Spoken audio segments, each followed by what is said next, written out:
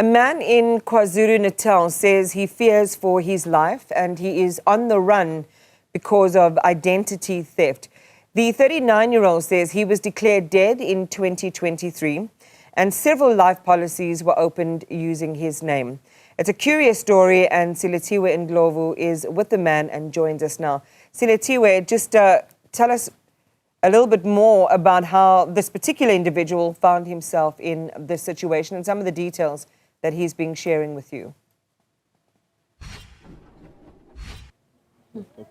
Good morning, Iman. So it seems as if he found out by chance, really, that he has been declared dead. He tells us that he found out by going to the bank, but we're going to hear more of that information. But I think, Iman, something else that's frustrating for the victim is that there's much information, there's much investigations that he's also done on his own, joined by his IO, and there's much information that has been gathered, but it seems as if the case has stalled.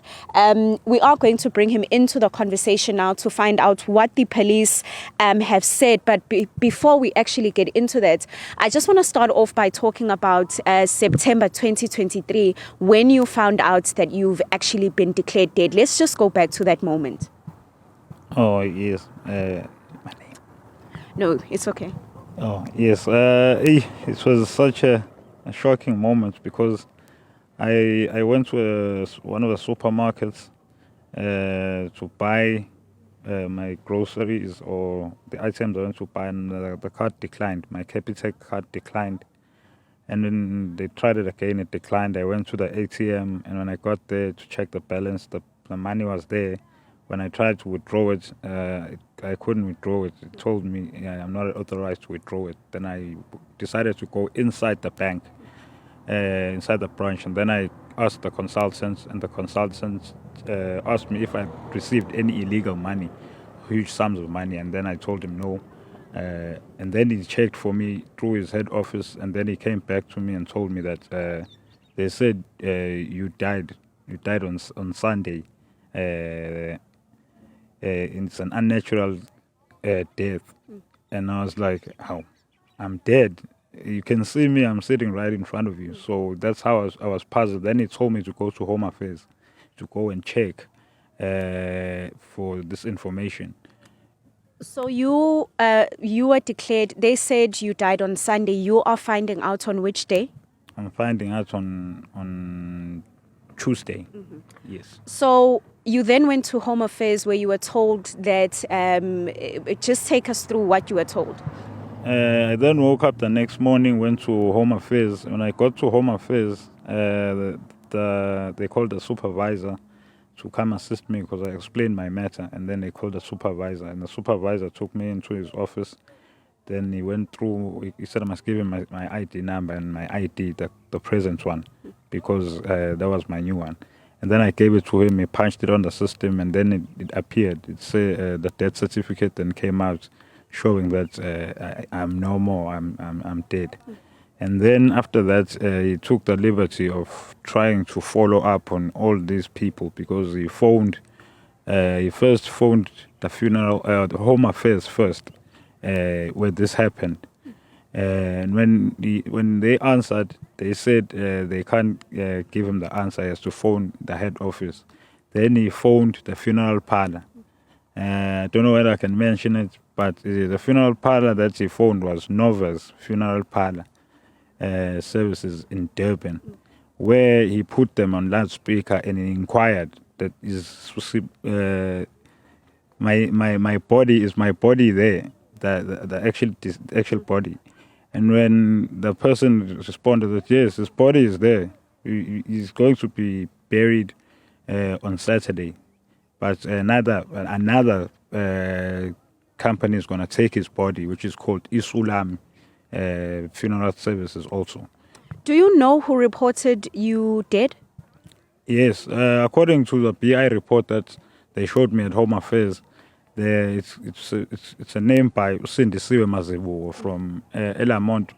I've never even met that lady. I am not even related to her. I don't know how she managed to get my stuff.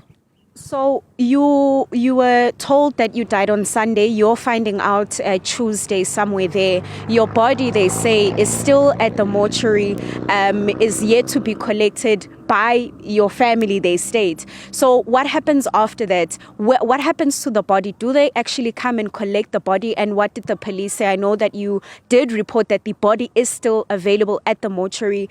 Please, could they go and check? Oh yes, after gathering the information from Home Affairs, I took the information to open the case.